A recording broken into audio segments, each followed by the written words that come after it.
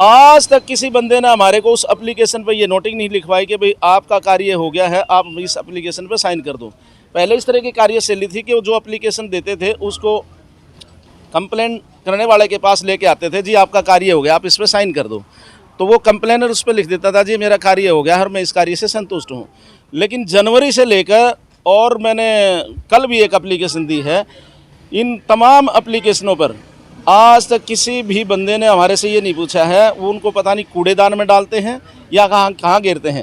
3 बार मैं मिला हूँ समाधान शिविर में एडीसी साहब से, 2 बार एडीसी साहब मिले हैं, 1 बार सीटीएम साहब मिले हैं, 1 बार पिछले जो आज डीसी साहब हैं धर्मेंद्र जी, उनसे मिला था कमिश्नर साहब से, ज्वाइंट कमिश्नर है मैडम, उनसे मिला था, एक ज्वाइंट कमिश्नर ट्रांसफ़र होकर चले गए, उनसे मैं मिला था।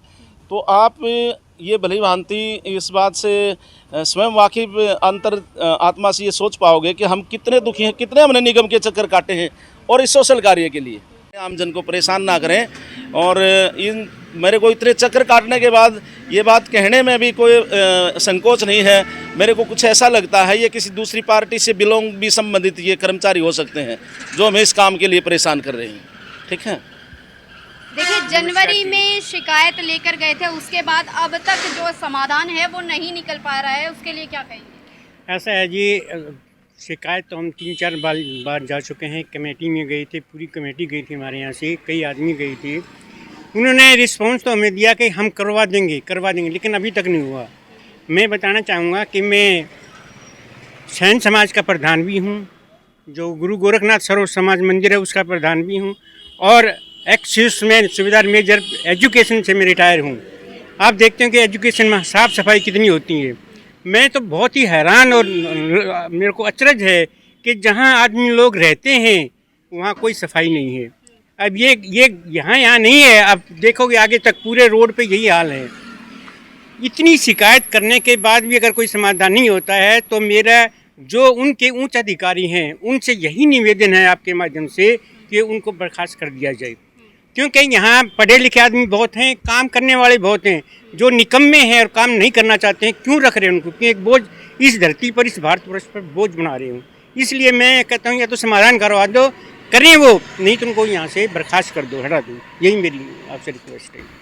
क्या कहेंगे यहाँ पर सफाई व्यवस्था को लेकर? सफाई करने के लिए कोई आता है ना? नहीं आते जी। कब से पानी भरा है? ये काफ़ी दिन से भरा है जी, कई महीनों हो गए जी। हमें निकलना बहुत ही मुश्किल हो रहा है यहाँ, घर से हम निकल नहीं पाते। यहाँ हमारे अंदर बदबू इतनी जाती है कि हम रह नहीं पाते हैं यहाँ, इतनी मुश्किल हो रहा है हमें यहाँ रहने के लिए। तो हम ये कहेंगे हाथ जोड़कर जी हमारी ये काम करवा दो तो हम यहाँ रह पाएँ।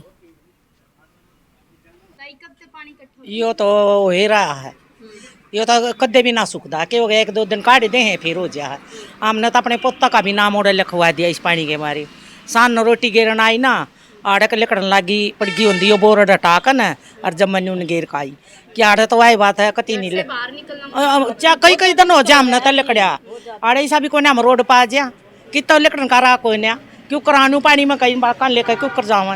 ये बालक भी भीतर लग रहने लग गई ये पानी के मारे, क्यों गंदगी इतनी है, क्यों कर लिकड़ इसके मैं कह ये बालक का भी स्कूल में नाम उड़े लिखा हमने, कानून कानून चले आ जाओ क्या करें, बहुत गंदगी हो रही है।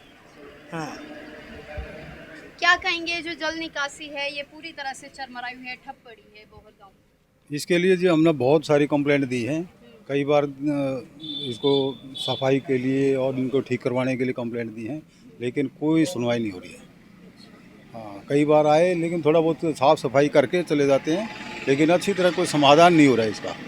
है इसी स्पोर्ट्स में इस तरह का पानी नहीं, भरा है और भी आगे भी है। पूरे बोहर में इस तरह की जल निकासी की समस्या हाँ, है? जल निकासी की समस्या है, पहले दिया था हमने, तो इसका नाले के लिए इन्होंने बोला हम नाला बनवा देंगे, नाले का काम करवा दिया, लेकिन नाले का समाधान तो नहीं हुआ इसका पानी का। तो हम ये चाहते हैं इसका परमानेंट ये जब मैं स्कूल में जाता हूँ जी, बच्चों का कंधे बिठा कर है ये छोड़ कर जाता हूँ, देखो क्या हाल रहा है। 2 बार मेरे बच्चे पड़ चुके पानी में बसते समेत, फिर उड़े तो उल्टा उड़दी बदल गए बेचारे, फिर दोबारा स्कूल में गए हैं।